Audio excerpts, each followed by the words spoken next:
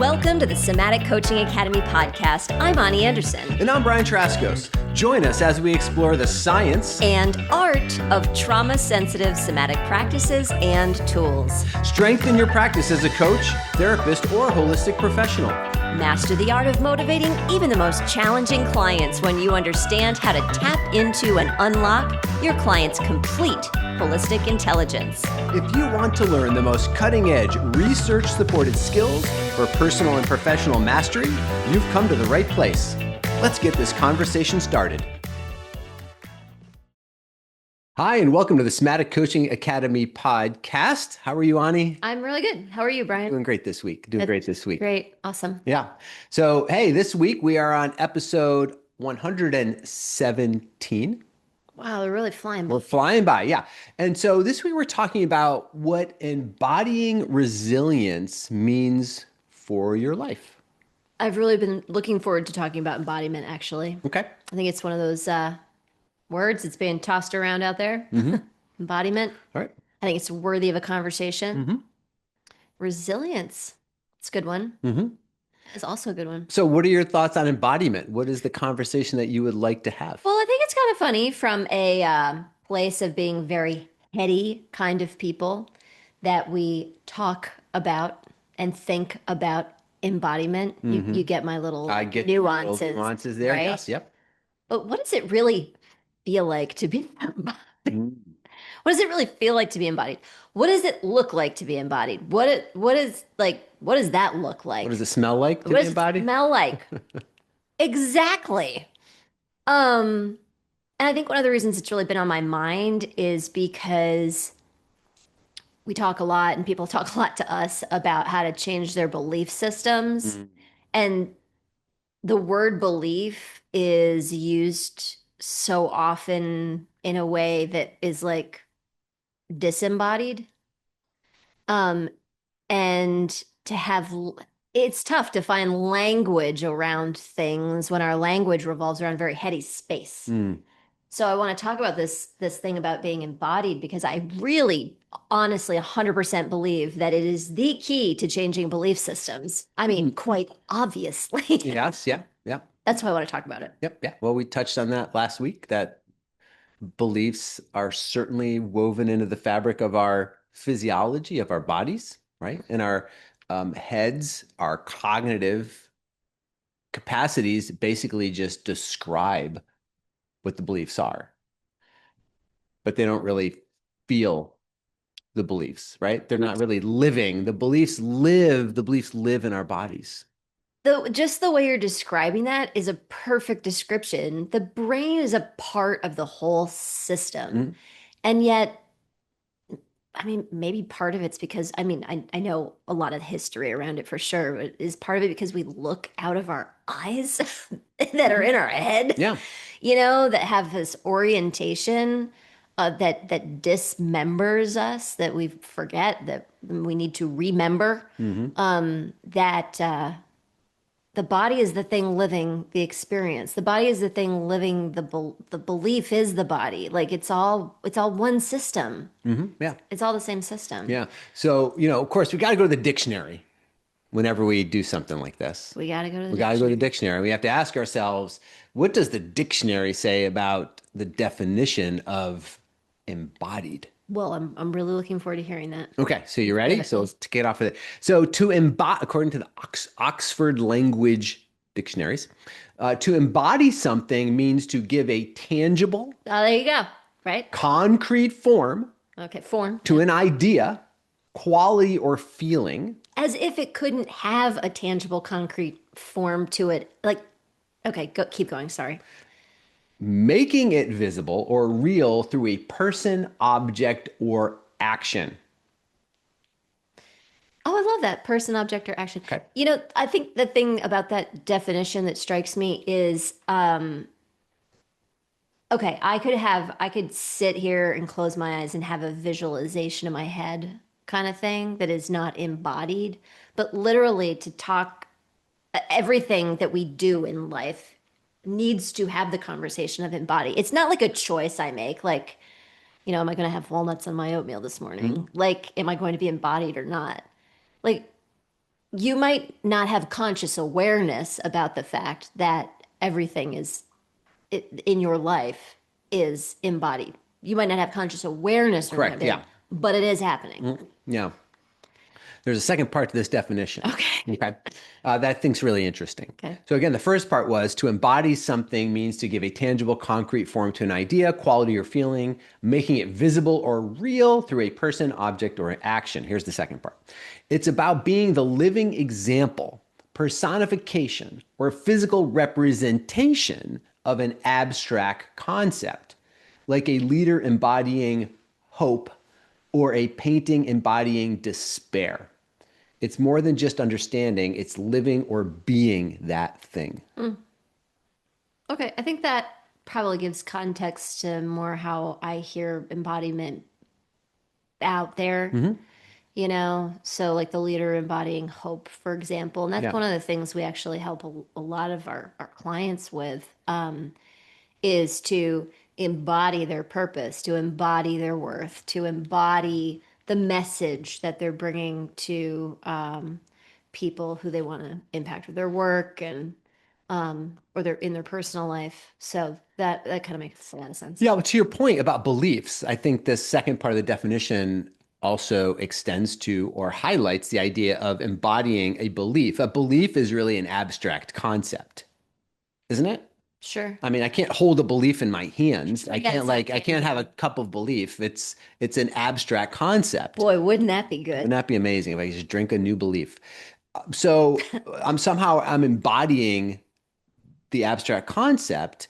And also, I think what's not mentioned kind of here, it says it's living, maybe it says it's living or being that thing. So in some way, there's also a demonstration Sure. demonstrating that abstract concept. Sure. So, like demonstrating hope, let's say, or Right. demonstrating despair, It's a or life. demonstrating the belief. And so, when you think about that, we're always demonstrating our beliefs, aren't we? Absolutely, all the time. Well, that I think one of the things I was hearing in this definition is the idea of subconscious change. Because if I am not embodying a belief, if I'm not demonstrating a belief, then it is not completely living in my subconscious to be able to then, I would need to go through a subconscious change process Mhm. to be demonstrating Right. that belief. Yeah. I mean, all beliefs we have the potential to tap into and to adopt and Yeah. have as a part of our subconscious programming. But if we're not embodying it, then it's not part of our subconscious programming, and we would need to go through a subconscious change process To do it. to do it Right. Yeah. and demonstrate it. So if you think about the four parts of a somatic pattern, a belief is a somatic pattern. So the four parts to it, sensations, thoughts, words, actions. Actions are the Demonstration. demonstration of the words, thoughts, and sensations, which create the belief. So I think what we're saying essentially is that a belief is that pattern. And when we reprogram the subconscious with a new somatic pattern, AKA a belief, we automatically then get the demonstration of the belief or the pattern. I think that's interesting because when I believe something, when I actually believe something, I will demonstrate that belief. Mhm. We are all constantly demonstrating our beliefs. Yep. We are compelled to demonstrate the things we believe. So if we're not demonstrating, we don't believe it. Correct. Yeah. If we're not demonstrating it, I think let's say habitually, then we don't believe it. Right. Because you Right. could consciously try to act out a demonstration of a belief that you don't actually have embodied yet. Sure. And some people use that as a way to begin reprogramming Right. through Sure. demonstration. Sure. That's not a bad way to do it for Sure. sure. And we also know that the trickle down isn't as powerful as the building from the bottom up. So for people that are demonstrating new beliefs, it's really important that they get in touch with the sensations associated with the new belief that they're demonstrating, because that's how they're going to build it the fastest. Right. Otherwise, it's just kind of quote unquote fake it till you make it. Right. And that actually that's not necessarily true, because you could fake it and get a result without actually truly embodying the new belief, which means that you always have to spend a lot of energy trying to fake it. And that creates a lot of disintegration in the system. So I guess you could say as you're working to change your sensory base so that you can have a different come from, so Mhm. that you can have a different demonstration. As you're working to change the sensory base, I guess by definition, we would say that that is not yet embodied. Correct. Because when you're in the process of changing it, Yeah. yeah. Well, it's Yeah. not embodied until all four parts of that pattern are linked together and incorporated into a subconscious program that auto manifests. Right. Right. Yeah. I So you think could be that in makes the sense. process of You could embodying be in the it. process of And embodying then it. when it becomes embodied, it's when it's operational. Yeah. Boy, that was super fun, nerdy kind of time Right. Yeah. spent on the topic of embodiment in particular. Like I said, it's tossed around so often to take a conscious moment to really disentangle it. Yeah, I so think it's let's really good. let's take that information and segue into the idea of resilience, Yeah. because lots of times people think about resilience as the experience of overcoming great adversity or challenge or those kinds of things. Yeah. Some people, when they are experiencing adversity or challenge, will tap into resilience and try to reframe their cognitive relationship with what's going on, Right, right. and that creates a lot of energy. And I'm not saying it's not useful to help people get Yeah. going, but it's not embodying the resilience. Right. So what does that smell like? Right. So what's embodying resilience smell like, actually? Right. So let's talk about that, because, I think we can talk about micro resilience and macro resilience. And I know some people are just tired of talking about resilience. They're tired of talking about having to be resilient, you know, For sure. Well, yes. and I agree. There are Like there's oppressive systems where some people are just constantly needing to be resilient. Right. constantly And because of that's, how we've set things yeah. up Yeah, and it's in unfair. us. It's oppressive. All Unjust. unjust. All the things that uh, we care about. Just systems. We care about equitable systems. So Yeah. that whole situation is not Not not okay. okay, right? Not okay. So we want to just let's just kind of put that aside for a second, because what we're really going to be talking about more is micro resilience. So macro resilience you kind of see on a more on like an external scale. You can kind of see someone overcoming great challenges or systemic barriers and those kinds of things, and that's kind of like a macro resilient. Mhm. Micro resilience is the resilience that happens inside of our nervous system, actually. So what actually is resilience on a micro scale? Well, we come back to the idea of the window of tolerance again. Would we have to look at a microscope? We have to look at a microscope to look at the micro scale. Yeah, exactly. You do more pun jokes on this podcast than you do anywhere else. And normally you shoot my puns down when they're in the kitchen. So I'm just curious what your belief What's you're acting out here on the podcast through these being punny. That's a good topic for We'll another explore day. that in another podcast. Yes. Okay, so if we got through, That was occurring to me as well. I will admit. so if we're talking about the window of tolerance, again, so the window of tolerance has three basic frames to it. In the center of the window of tolerance is optimal nervous system arousal or regulation, where a person feels present, relaxed, centered, reasonable, all the things that I think we can agree that most people would like to feel most of the time to Right. help them be functional and meet their goals and those kinds of things in the world, right? Right. And then, so above that optimal arousal window, you have hyper arousal, and that's typically talked about in terms of sympathetic nervous system, fight or flight, hyper vigilance, hypersensitivity, really feeling like revved up, really revved up.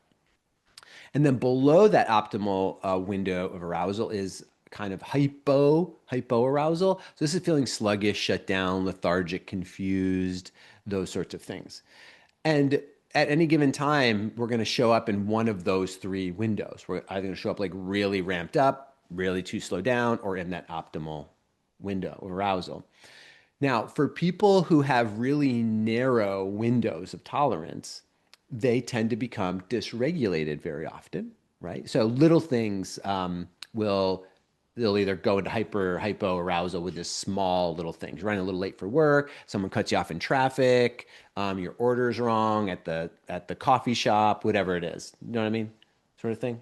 I don't, but I've seen other people. Okay.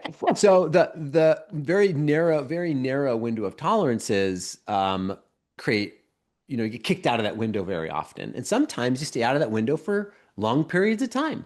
Something can happen in the morning and you get activated, and all day long you're just spun out about it, sort of thing, right? And so that would be an example of Or if a you're really skilled for days. if you're really skilled for days. If you're really skilled at Oh, staying really spun. skilled at staying spun out, you can stay at it for days or Yeah. yeah, or weeks or whatever.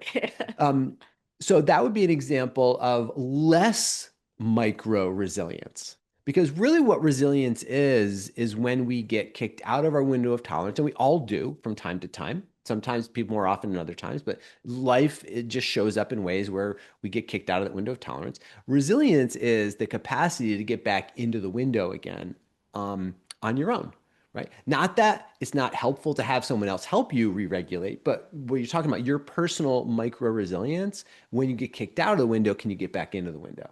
When you get kicked out, can you get back in?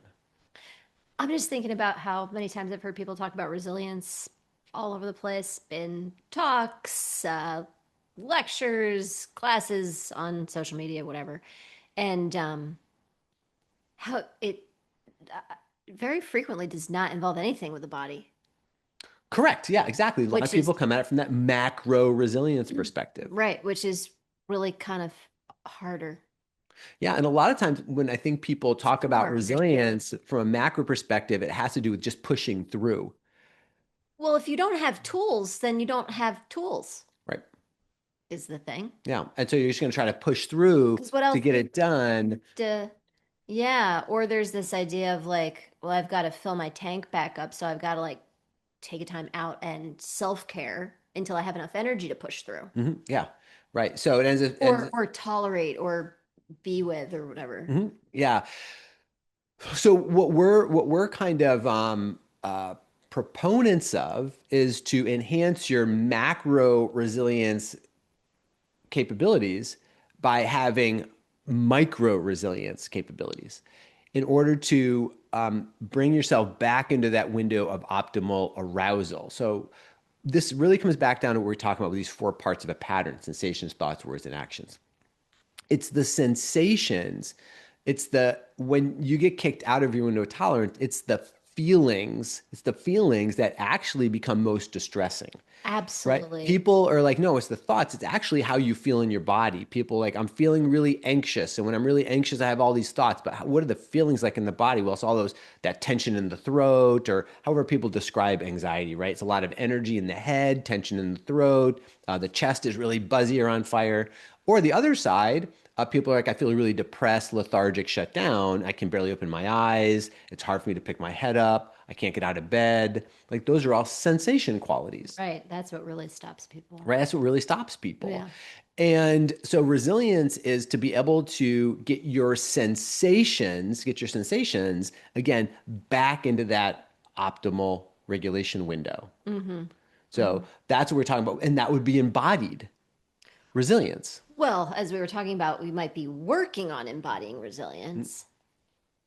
And then getting to a place where you embody resilience would be really knowing how to use the tools, knowing which one to grab when, and using the tools to be able to just continually help yourself to get back into that optimal level of arousal. Yeah, exactly, exactly. And So one of my clients has this phrase that she heard. It's something like, or a saying.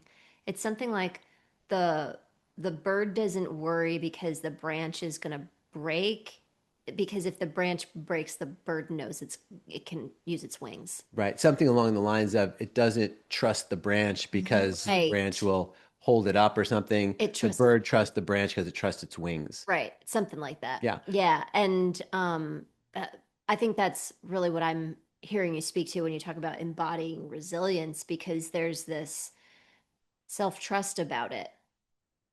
And really when we have that self-trust, isn't that resilience? Mhm. Yeah. Because it's not about getting knocked down or hoping we're not knocked down again, but having that self-trust that I can meet challenges. Mhm. Yeah, because branches break, Yeah, right? Branches break in the world. That's what we're talking about. The world will present us with things that activate either hyper or hypoarousal. And we can either, to your point, if we're really skilled at staying outside of our window, we can stay outside of the window for days, weeks, months. But if you have a desire to get back into the window, like how do you actually do that quickly? And to your point, like some people say, well, I just basically shut it all down and take a nap or take a rest or they don't go to actually work want for to a take couple of days, them out, whatever it is. And get out. so we're not saying that those aren't great things to do, but those could also create more challenges for you in your life too, right? So what if you had the capacity to quickly shift your sensory state to basically do two things? Learn how to widen your window of Exactly. tolerance, which means actually practicing with stretching that window, uh, helping your sensory state go into um, little bits of dysregulation so that you can practice in getting back into your window of tolerance. So it's expanding and then coming back in, expanding and then coming back in again. I just have a great example of this with a client that I just talked to this morning. Um, Years ago, she used to get dysregulated all the time. And things would happen. She's children, and things would happen like specifically with the kids, getting them out the door in the morning, super dysregulating. Certain music they wanted to listen to, super dysregulating. Different things that they wanted to do or not do, super dysregulating. And so she has worked to widen her window of Yeah. tolerance over the Mhm. years. And she was describing to me that another mother was asking her opinion because their child wanted to listen to music that had really rough lyrics, and the mother was having a really hard time with that. And as my client was describing it, she described it as witnessing the situation and herself Mhm. and noticing that she had a lot of compassion because that would have been her a few years ago. Mhm. Also, you know, now because she's widened her window of tolerance, not only could she be with the situation with her own kids, but also be with the situation with this person who was having a hard time with this, so much so that she's asking for her advice about it and really wasn't trying to fix or solve or anything, but helping the person to feel acknowledged and heard. And that sounds really hard. And, I get that. And then helping her to come to her own kind of conclusions about what she wanted to do, which, by the way, everything my client did was about coaching. Mhm. It was about really being with a person and letting them have their own experience and helping them to tap into their own wisdom within themselves. And she was able to do all of that because she's expanded her window of tolerance, her capacity Yeah. over the years. Hmm. Um, it's a really beautiful life to have less things be agitating Yeah. all the time. I used to be the person who could hold on to dysregulation, as you very well are aware of, Mhm. like for days. World champion, not world champion, but World you know what I champion mean. dysregulator. Like Yeah. I really clung to that as a status symbol of being able to cling to my annoyances somehow as because if I let it go, it appeared to me that that would be a sign of weakness. Interesting. Interesting. And the reality is that both of us, are well aware of now and can talk about is that that was a very unresilient, non-resilient state Mhm. Yep. for me. Now I am a much more resilient person, and it's definitely because I've increased my window of tolerance and can be with so much more. Mm. Yeah, Is that embodying it resilience? is embodying resilience. Yeah, you have Yeah. embodied. But what's occurring to me as you're talking about that actually is the difference between resilience and rigidity. Hmm. So Yeah. resilience kind of has this idea of like bouncing like a ball, right? I can uh end up in a place I don't want and then bounce back into another part. Where it sounded like as an ex-champion dysregulator, part of what you were attached to was the rigidity of the status or the, like I said, it was a weakness not to be dysregulated, right? So there's some Yeah. type of rigidity around thought or attachment with that. I used to really dislike the idea of being flexible because it Mhm. appeared to be a weakness. It's one of the reasons I used to have a hard time with you years ago because you are way more flexible by nature than me. And it used to be very confronting for me that you were so flexible. Mhm. And I remember recalling in my mind the idea that what's not flexible can break Yes. over and over and over to myself, even as I am judging you for whatever my perceptions are and being rigid within myself and saying that, but knowing that rigidity can break and breaking over and over again, but it is that flexibility. You have a little smirk, maybe? Are Oh, you? I'm just thinking about one of my favorite stanzas in the Tao Te Ching, talking about water and Oh, how yeah. water, how the softest thing in the world overcomes the hardest thing in the world, and how water finds its place, finds its way through Hard season. all the spaces between all the hard stuff.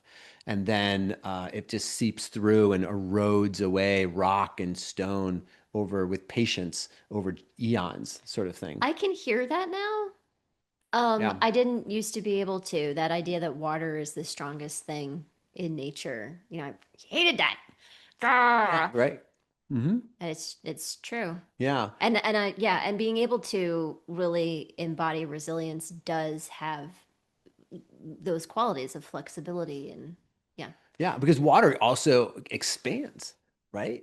When it's under Yeah. pressure, water will expand. When it's heated, it'll expand, but also when it's frozen, it expands, Yeah. right? I was just meeting with a friend of mine who was recalling his growing up years in Michigan, like way northern part of Michigan, and Ooh. he'd say he'd go out for walks in the wintertime, and it was like 20, 30 below, and trees would be exploding because the sap inside the trees would freeze and trees would explode and split apart. Like That's that's wild. how crazy it was, when water freezes. So water is the most adaptable thing, but it's also like one of the most powerful things again in nature. Okay, so nerd alert here for just a second. This reminds me of five element theory and how winter is water Mhm. and water is associated with fear. And no wonder we're afraid of water, right? Yeah. That makes a lot of sense. Yeah. Right. And there's so much Or you can be like it. so much amazing stuff. You can be like water, like become Or water, become right? water. Become the thing that you are afraid of. Yeah. Like become the thing you're afraid of. And that's resilience. That's super resilient. And so, just to kind of wrap back around in terms of Let's embodying the resilience, it really does come down to practicing with somatic practices to help get in touch with your sensory, your interoceptive capacities. Let's just use a big word, sensory or interoceptive capacities. Got to get in touch with those things. And then the next level is being able to consciously shift your interoception so that you can choose to experience things that feel slightly distressing and widen your window of tolerance, right. but then also have the conscious capacity and ability to come back into the window and Using using sensation-based tools. sensation-based tools. This is how you create micro resilience. And then to your point, like working with your client for so many years, now she's able to hold so much more space in your nervous system for challenging things because she's just experienced more micro resilience over time. And, you know, most of the people listening really care about this as we do. It helps you to make the impact that you want to make with the other people in your world, Yes. whether it's the people that you serve through your work or your family or community or whoever.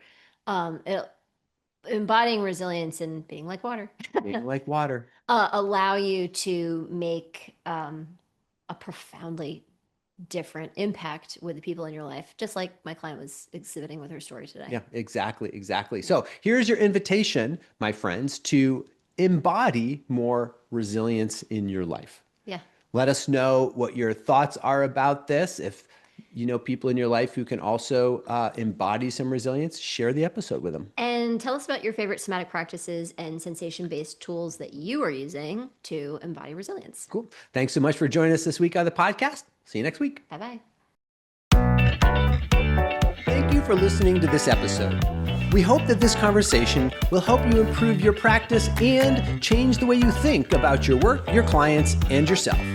Continue your exploration of trauma-sensitive somatic coaching by listening to more podcast episodes at somaticcoachingacademy.com. You could be the trusted guide that people turn to help them with their most challenging situations and to reach their most precious goals. Thank you for joining us. We'll see you next time.